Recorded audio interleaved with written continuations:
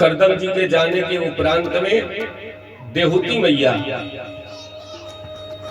अपने पुत्र के साथ में बैठी और जानती वो भी थी कि मेरे घर भगवान का ये अवतार हुआ है। उन्होंने ऊंचे आसन पर कपिल भगवान को बैठा करके हाथ जोड़ करके प्रार्थना करी कि हे प्रभु, संसार की दृष्टि में आप मेरे पुत्र हैं, परंतु आप जो है ना वो जगत को चलने वाले हैं। आप मुझे वो ज्ञान प्रदान करें जिससे इस परिवार, इस गृहस्थ जीवन से मेरी उपरति हो, मैं इसको त्याग सकूं, मैं इस मोह से बाहर निकल सकूं। क्योंकि अब जब हमारे पति नहीं है तो इसमें मेरी आसक्ति भी उपयुक्त नहीं है। तब भगवान कपिल ने अपनी माता को वो ज्ञान प्रदान किया, वही सांख्य शास्त्र का ज्ञान जो उन्होंने भगवान शिव से प्राप्त किया था और भागवत जी के द्वारा हम तक पहुंचाया है। देवहूति ने कहा कि मुझे पहले तो ये बताइए कि आत्मज्ञान क्या है और सन्यासियों के क्या लक्षण होते हैं।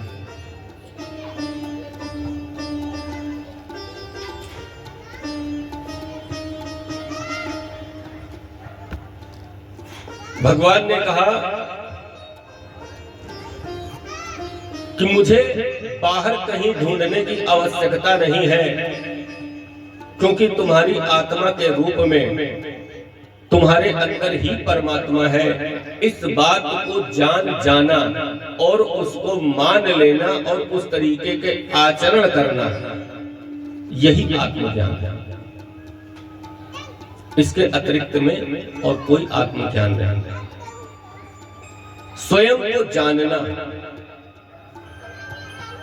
कि तुम हो कौन, तुम आए क्यों हो, क्या करने आए हो, क्या कर रहे हो और क्या करना चाहिए, इस बात को जान लेना ही आत्मज्ञान है। और जब व्यक्ति आत्मा को जान जाता है तो वो परमात्मा को भी पहचान जाता है, क्योंकि आत्मा और परमात्मा अलग नहीं है।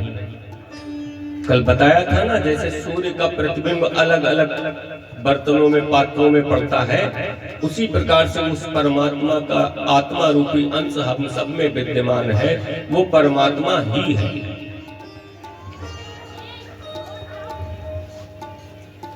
तो इस बात को जानना, मानना, यही ब्रह्म ज्ञान है। जैसे कि अगर हम आपसे ये कहें, आपका हाथ पकड़ करके हम आपके हाथ को उठाएं और कहें ये क्या है, तब आप कहेंगे कि ये मेरा हाथ है। आपकी नाक को पकड़ करके और आपसे पूछें कि ये क्या है, तो आप कहेंगे ये मेरी नाक है। तो ये मेरा कौन है?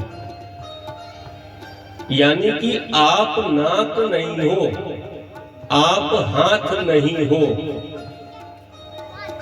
आपकी आंखों को स्पर्श करके पूछा जाए तो आप बोलोगे ये मेरी आंख है। तो यानी आप आंख भी नहीं हो, आप पैर भी नहीं हो, शरीर का कोई अंग आप नहीं हो। जब भी पूछेंगे तब आप यही कहोगे ये मेरा हाथ है, ये मेरा पैर है, ये मेरी नाक है, ये मेरे कान है। ये मेरा कौन है, बस इसी को जानना ही ब्रह्म ज्ञान है। बोलिए वृंदावन बिहारी।